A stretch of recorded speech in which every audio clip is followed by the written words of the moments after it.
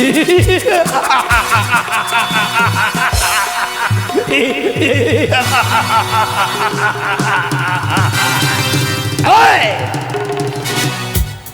জগতের যত জীব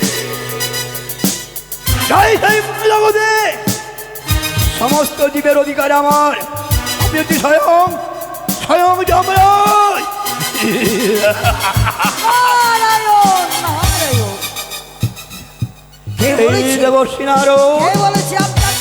আপনি সমস্ত জীবের অধিকার? না না, আপনি সমস্ত জীবের অধিকার। হ্যাঁ দেবরাজ বলুন। তুমি জানো? হ্যাঁ জানি। কোথায় দাঁড়িয়ে কথা বলছো? একমাত্র যমরাজের সম্মুখে। যদি সত্যি হয় আমি বলছি ইহ জগতের সমস্ত জীবের অধিকার আমার। কিন্তু আমি তো নিজ নয়নে দেখলাম ওই পদ্মাবতীকে মর্তধামে দুটো জীব নিয়ে যাচ্ছে। নারায়ণ মর্তধাম থেকে নিয়েছে দেবর্ষি নারায়ণ। হ্যাঁ বলুন নারায়ণ। যদি তাই হয় এই মুহূর্তে আমি তার বিহিত ব্যবস্থা করব। কি করে সেই মানুষ জীব সেই মর্তধাম থেকে নিয়ে যায়? ওই যে দেখুন মর্তর দিকে যেন তার হিঙ্গুলিয়া রথে সেই দুটো জীবাত্মা নিয়ে ছুটে চলে যাচ্ছে। নারায়ণ নারায়ণ নারায়ণ। অপেক্ষা করো মানুষ। এই মূর্তি আমি আমার দুধকে দেখে আমি সেই জীব আমার করতলে যাই। কোথায় গিয়েছি?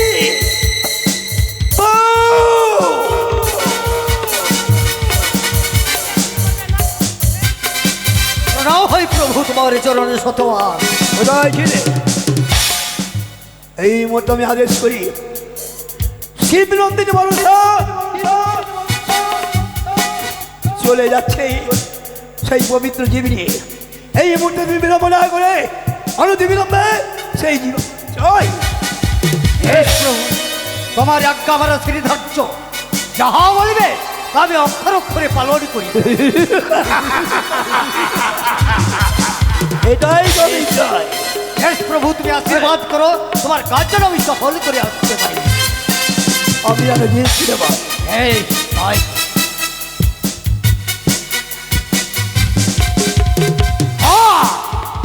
আমার প্রভুর আদেশ, আমাকে যেতে হবে ওই মনসা দেবীর নিকটে। আর বিলম্ব করবো না, এই মুহূর্তে আমি উল্কার দিকে ছুটে যাবো মনসা দেবীর নিকটে। কোথায় না আমার সঙ্গে? বেশ তাই হবে মাগো, চলো তোমার সঙ্গে।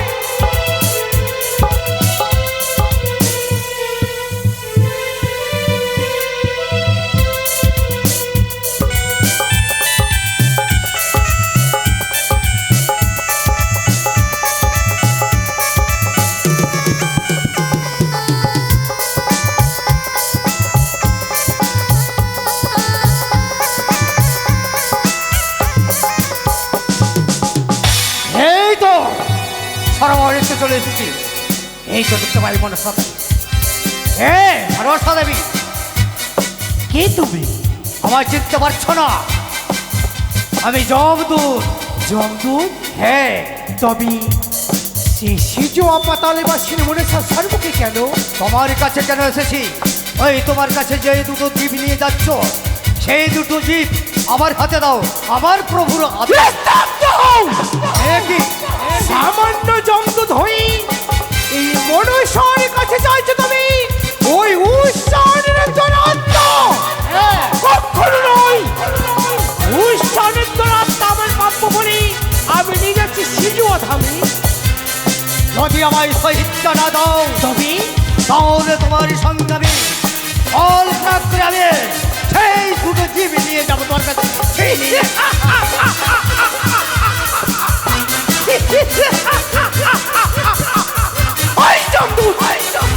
সামান্য জমদূত হই এই মনসাকে পরাজিত করি নিয়ে যাবে ওই ঐশ্বর্যের আত্মা। শিব দুহিতায় আমি, পাতালে বাসিনী আমি, নাগের জননী আমি। কখনো পারবে না এই আত্মা নিয়ে গেছি। তাহলে সহিচ্ছায় দেবে না? না, এই যুদ্ধ করে তাদের সাথে।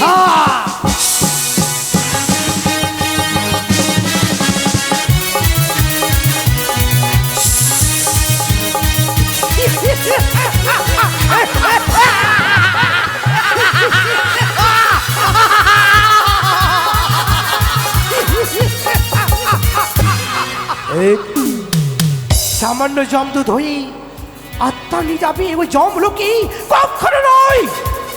এই আত্মা হচ্ছে আমার প্রাপ্য, তাই পাণ্ডুনগরের নিচে রয়েছে এই মন্দিরে আমি রাত বিলম্ব করবো না। চলো না কর ওই সেজন হবে।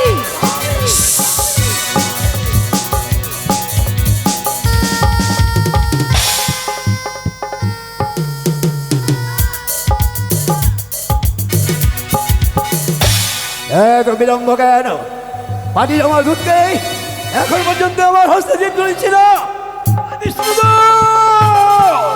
তুমি কি সংবাদ? প্রণাম হই প্রভু তোমার চরণে। এসেছো? হ্যাঁ এসেছি প্রভু। সংবাদ? সংবাদ অশুভ। সংবাদ অশুভ? হ্যাঁ, কেন? তার কাছে অষ্টকোটি লাখ, তার সঙ্গে আমি ওই যুদ্ধে আমি পরাজিত হয়েছি। ঠিক ঠিক, তোমার জীবন শতধিক, তার সঙ্গে বেড়ে উঠতে পারে না। না প্রভু। বেশ, আমি নিজেই যাব, দেখি কি করে মনসা আমার হাত থেকে জীব নিয়ে চলে যায়। অপেক্ষা করো, অপেক্ষা করো শিবনন্দিনী মনসা। আমি ছুটে আসছি, আমি ছুটে আসছি তোমার কাছে। জীব কি করে নিতে হয় সেটা আমার জানা আছে। চলো প্রভু।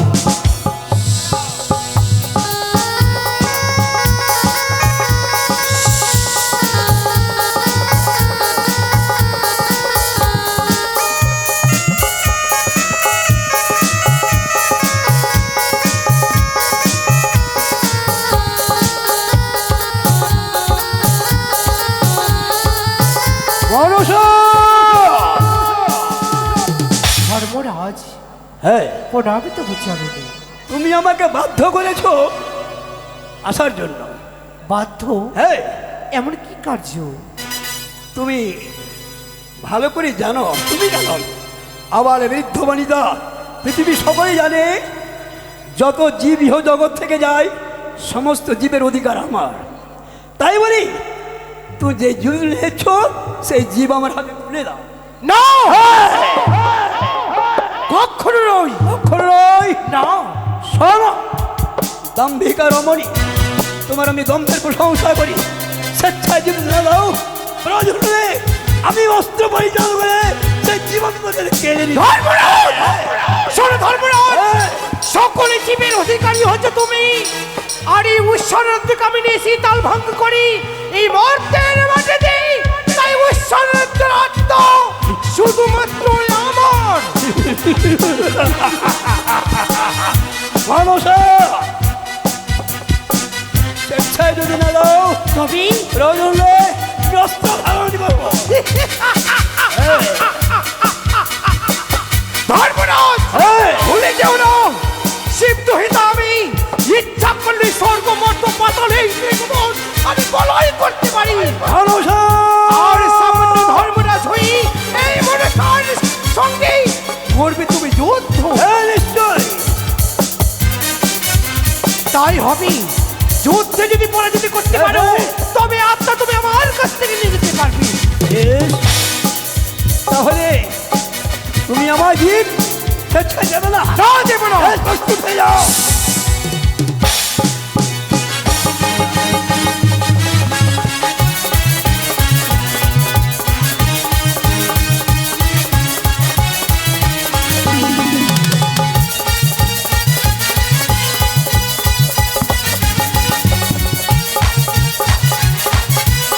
কোথায় নাট্যন?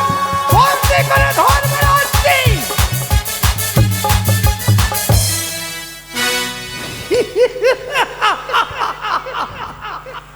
অবশেষে বন্দি করলে। বেশ, এর আমি সুস্থ বিচার চাই। বিচার? হ্যাঁ, বিচার। শোনো ধর্মরাজ, হ্যাঁ, তুমি এই মনুষ্যের কাছ থেকে আত্মা নিয়ে যাওয়ার জন্য ছলনা করেছো বলি আজ তোমাকে রাজপাশে আমি বন্দী করেছি। বেশ, আমিও দেখতে চাই কে তোমায় রক্ষা করে। কোথায় না কোন চলো সিজুয়া ধামি। আজকে যমরাজের হস্তে বন্ধন। মা মনসা, পিতা প্রণামিত এ কি করেছ মা? ওই যমরাজের হস্তের বন্ধন তুমি মুক্ত করো মা। মুক্ত? হ্যাঁ মা। আমি তাকে মুক্ত করতে পারবো না পিতা। কেন রে মা? কেন মুক্ত করতে পারবে না? তুমি তো জানো স্বর্গ হইতে উৎসারধ্যকে নিয়ে এসেছি, এই মর্তের মাটিতে আমি নিয়ে যাচ্ছি। হ্যাঁ। ওই ধর্মরাজ বলেছে উৎসরের আত্মা নাকি তার প্রাপ্য।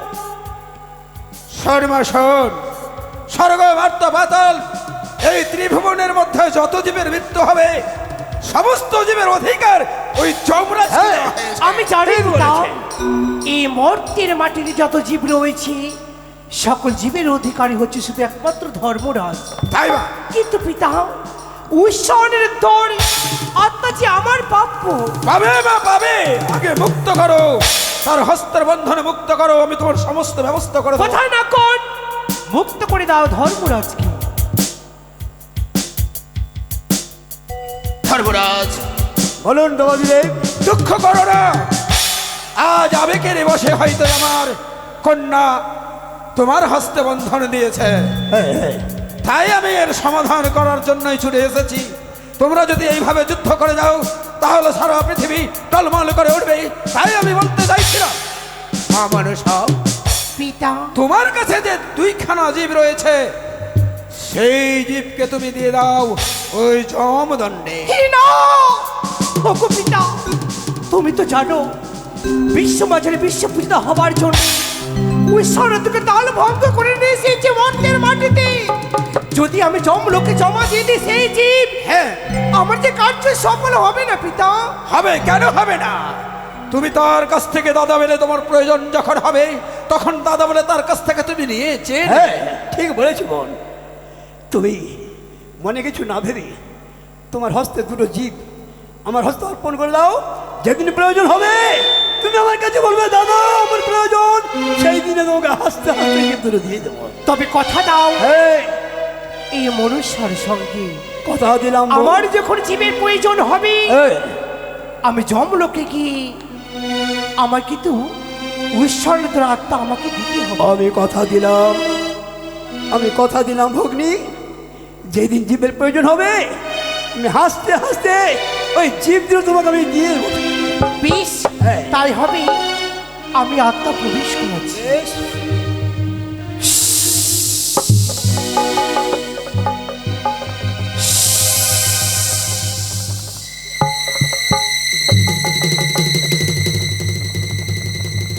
দাদা, বোন।